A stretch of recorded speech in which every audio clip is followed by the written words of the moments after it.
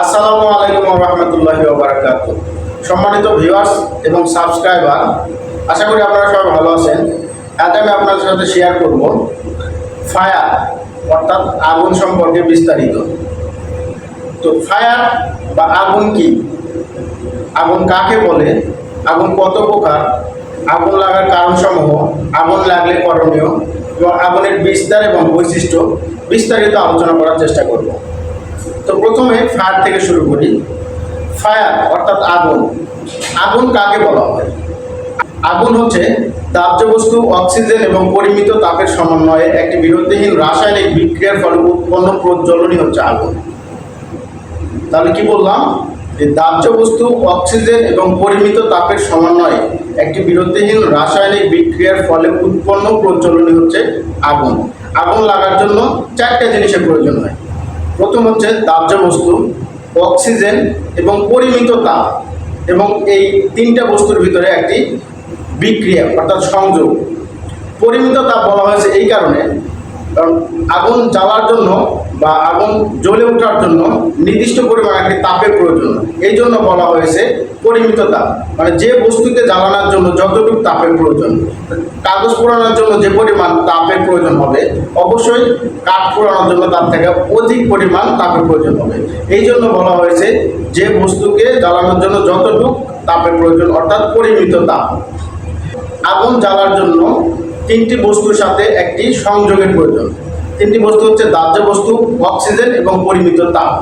যতক্ষণ না এই তিনটি বস্তুর সাথে একটা সংঘর্ষ হচ্ছে ততক্ষণ পর্যন্ত অগ্নিকাণ্ড ঘটবে না। এটা হচ্ছে আগুনের মূল নীতিও বলা যেতে পারে, অগ্নিকাণ্ডের মূল নীতি। তো আগুন কত প্রকার? আগুন প্রধানত 5 প্রকার। এক নম্বর হচ্ছে সলিড ফায়ার অর্থাৎ কঠিন পদার্থের আগুন। 2 নম্বর হচ্ছে লিকুইড ফায়ার অর্থাৎ তরল পদার্থের আগুন। 3 নম্বর হচ্ছে গ্যাস ফায়ার অর্থাৎ গ্যাসীয় আগুন। 4 নম্বর হচ্ছে মেটাল ফায়ার অর্থাৎ ধাতব পদার্থের আগুন। এবং 5 নম্বর হচ্ছে ইলেকট্রিক ফায়ার অর্থাৎ বৈদ্যুতিক আগুন। 1 নম্বর হচ্ছে কঠিন পদার্থের আগুন অর্থাৎ সলিড ফায়ার। কোনগুলো?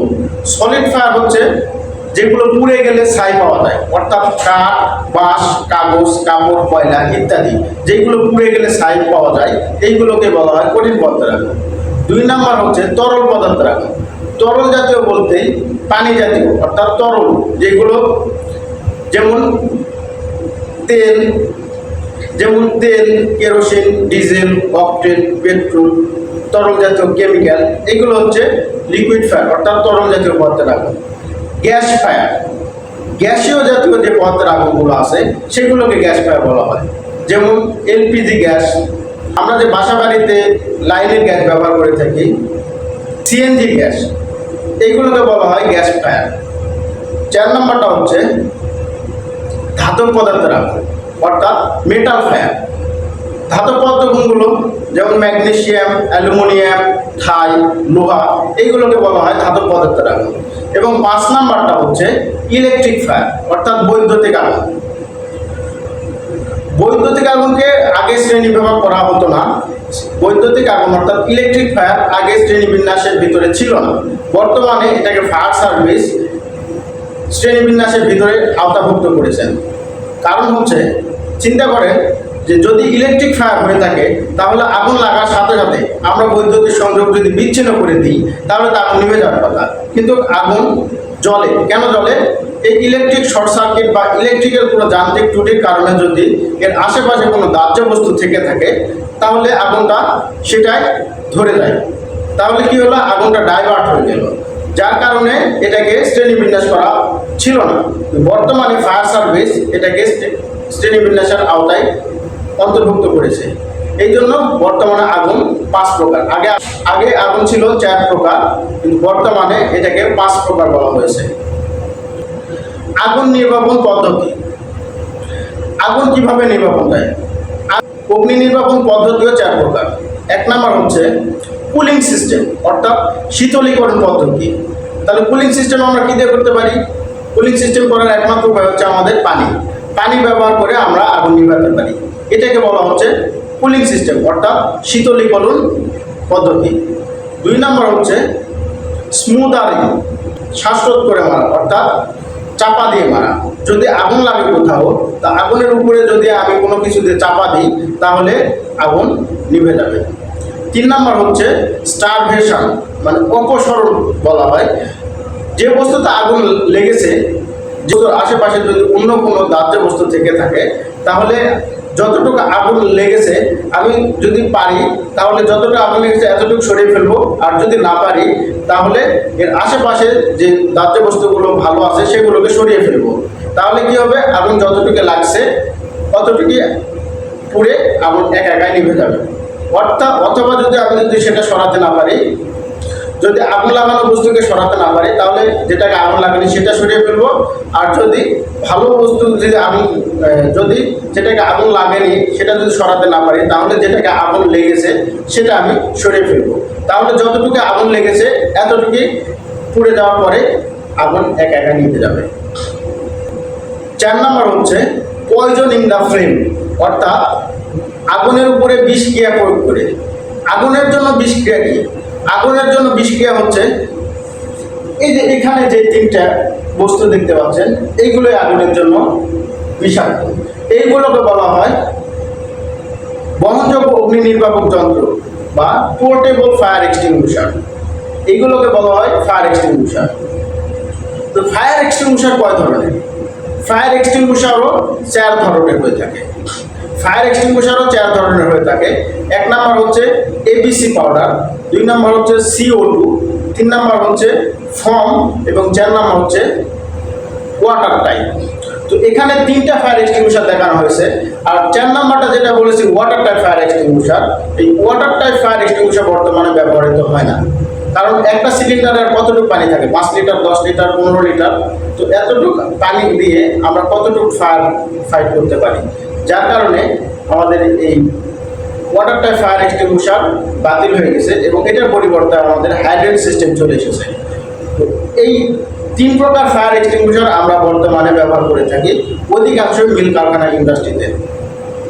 তো এখানে দেখতে পাচ্ছেন এটাকে বলা হয় এবিসি ফায়ার এক্সটিংগুইশার, এটাকে বলা হচ্ছে CO2 carbon die oxide gas, এবং এটাকে বলা হচ্ছে foam type fire extinguisher.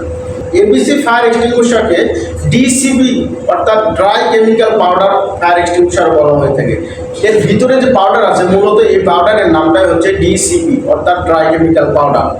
ABC বলা হয় এটাকে এই কারণে আগুনের শ্রেণীবিন্যাসের উপর ডিপেন্ড করে এটাকে ABCDE পর্যন্ত বলা হয়। যেমন আগুন ছিল A শ্রেণীর আগুন অর্থাৎ কঠিন পদার্থের আগুন, B শ্রেণীর আগুন যেমন তরল পদার্থের আগুন, C শ্রেণীর আগুন গ্যাসীয় আগুন, D শ্রেণীর আগুন ধাতব পদার্থের আগুন এবং E শ্রেণীর আগুন হচ্ছে ইলেকট্রিক ফায়ার অর্থাৎ বৈদ্যুতিক আগুন।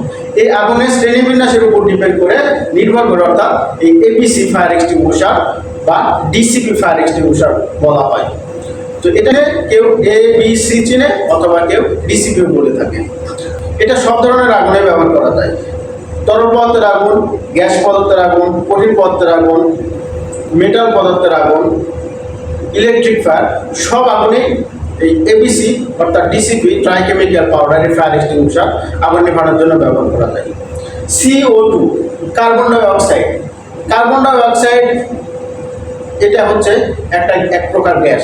কার্বন ডাই অক্সাইড হচ্ছে গ্যাস। CO2 বলা হয় carbon die oxide. CO2 carbon die oxide, এটার ভিতরে আছে গ্যাস। এই কার্বন ডাই অক্সাইড ব্যবহার করা হয় বিভিন্ন বৈদ্যুতিক অর্থাৎ মেশিনারিজ, ইলেকট্রিক্যাল বা ইলেকট্রনিক্স ডিভাইসের আগুন নেভানোর জন্য। এবং ফর্ম ফায়ার এক্সটিংগুইশার, এই ফর্ম ফায়ার এক্সটিংগুইশার ব্যবহার করা হয় কেমিক্যাল বা তরল জাতীয় পদার্থের আগুনে, যেমন ডিজেল, কেরোসিন, পেট্রোল, অকটেন ইত্যাদি আগুন নেভানোর জন্য ফর্ম টাইপ ফায়ার এক্সটিংগুইশার ব্যবহার করা হয়ে থাকে। ফায়ার এক্সটিংগুইশার কিভাবে ব্যবহার করবে? ফায়ার এক্সটিংগুইশার ব্যবহার করার জন্য ফায়ার এক্সটিংগুইশার 3টা ফায়ার এক্সটিংগুইশারের ব্যবহার একই রকম। 3টা ফায়ার এক্সটিংগুইশারের ব্যবহার একই রকম। তো ফায়ার এক্সটিংগুইশার ব্যবহার করার জন্য প্রথমে ফায়ার এক্সটিংগুইশারের উপরে ফায়ার এক্সটিংগুইশার ব্যবহার করে আগুন নেভানোর জন্য প্রথমে ফায়ার এক্সটিংগুইশারের উপরে একটি সেফটি সিল আছে। এই সেফটি সিলটি টান দিয়ে খুলতে হবে। তারপরে ফায়ার এক্সটিংগুইশার হোস পাইপটি আগুনের দিকে তাক করে ধরতে হবে। এবং সর্বশেষে এই ফায়ার এক্সটিংগুইশারের উপরে যে দুই হাতল আছে, হাতল দুটি চাপ দিয়ে ধরে নজেলটি আগুনের দিকে তাক করে ঘোরাতে হবে। আগুন না নিভা পর্যন্ত ঘোরাতে হবে, তাহলে আগুন নিভে যাবে। তো ফায়ার এক্সটিংগুইশার ব্যবহার করার জন্য আলাদা টেকনিক বলা হয় পাস টেকনিক, অর্থাৎ PASS, পাস টেকনিক ব্যবহার করে আমরা ফায়ার এক্সটিংগুইশার ব্যবহার করে আগুন নিভাতে পারি। পাস মানে হচ্ছে পিতে হচ্ছে পুল দ্য সেফটি পিন। আমি দেখাই, এই যে এখানে একটা এক্সটিংগুইশারের সেফটি পিন আছে, এটাকে বলা হয় তো পুল দ্য সেফটি পিন, মানে এই সেফটি পিনটা টান দিয়ে খুলতে হবে। তারপর বলতেছে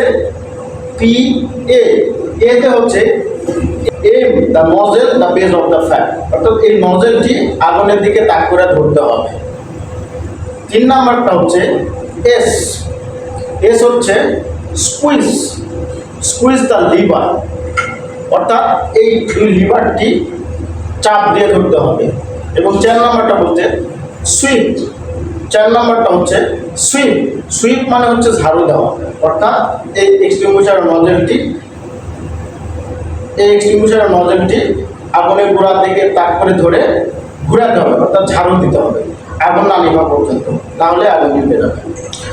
তো এটাকে সহজ করার জন্য আমি একটি অ্যানিমেশন ভিডিও অ্যাড করে দিচ্ছি, যাতে করে আপনারা সহজেই বুঝতে পারেন। 4টি ধাপে আমরা ফায়ার এক্সটিংগুইশার ব্যবহার করব। প্রথমে এক্সটিংগুইশারের সেফটি সিলটি টেনে বের করব, নজেলটি আগুনের দিকে তাক করে ধরব, উপরের হাতলটি চেপে ধরব এবং সর্বশেষে এক্সটিংগুইশারের নজেলটি আগুন না নেভা পর্যন্ত এক পাশ থেকে অন্য পাশে এভাবে ঘোরাতে থাকব, তাহলে আগুন নিভে যাবে।